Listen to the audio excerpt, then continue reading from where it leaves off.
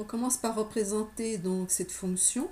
Voilà, donc on obtient bien une parabole comme on l'avait donc supposé au départ, qui est donc de variation décroissante, croissante.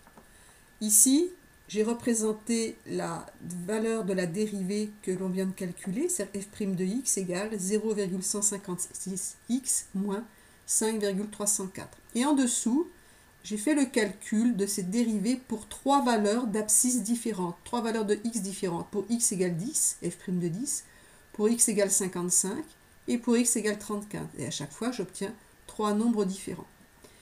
Ces valeurs x égale 10, x égale 55, x égale 34 correspondent en fait à trois points que j'ai choisis, que l'on va ici afficher, donc le point A, B et M.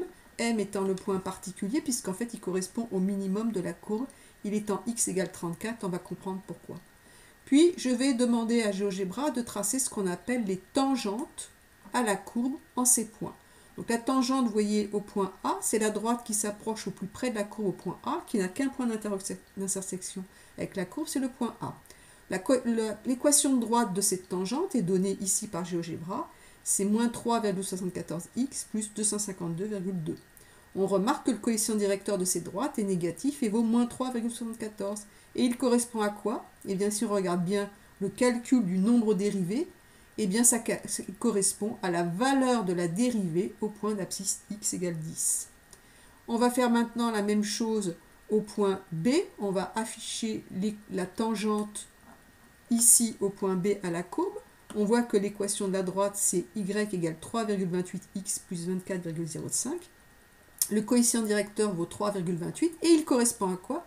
Eh bien, tout simplement à la valeur de la dérivée au point de l'abscisse du point B, c'est-à-dire en 55. Et maintenant, la dernière ici, tangente que je vais afficher au point M, on voit que c'est une tangente particulière puisqu'elle est horizontale, c'est-à-dire que le coefficient directeur de cette droite va valoir 0. La pente, elle n'est pas inclinée dans le plan, sa pente est nulle. Et on se rend compte qu'effectivement, la valeur de la dérivée en ce point-là vaut 0.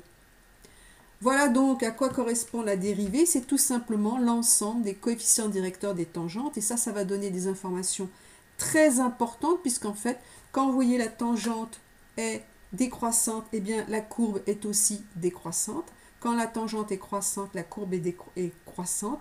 Et lorsque la tangente est horizontale, eh bien ça veut dire qu'on est à un minimum, ou ça peut être aussi dans d'autres cas un maximum. Donc voilà pourquoi on calcule une dérivée, tout simplement pour avoir ces informations-là.